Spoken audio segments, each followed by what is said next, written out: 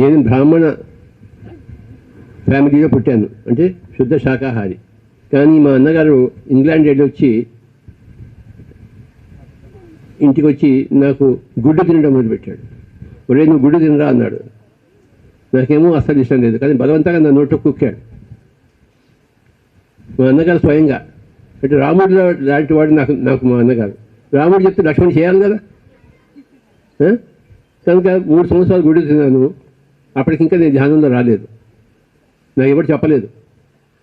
మా అన్నగారు ఏమో గుడ్డు తినదు, మా సొంత అన్నగారు. గుడ్డు తినాల్సి వచ్చింది. 3 సంవత్సరాలు తిన్నాను. తర్వాత ధ్యానంలోకి వచ్చాను, గుడ్డు తినడం మానేశాను.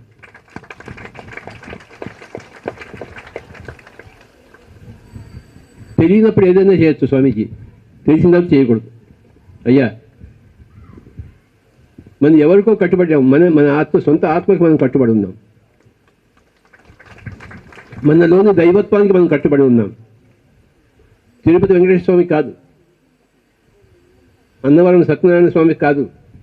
మనలోని దైవత్వానికి మనం కట్టుబడి ఉన్నాం. మనలోని దైవత్వానికి మనం కట్టుబడి ఉండడమే ఆధ్యాత్మికత, స్పిరిచువాలిటీ.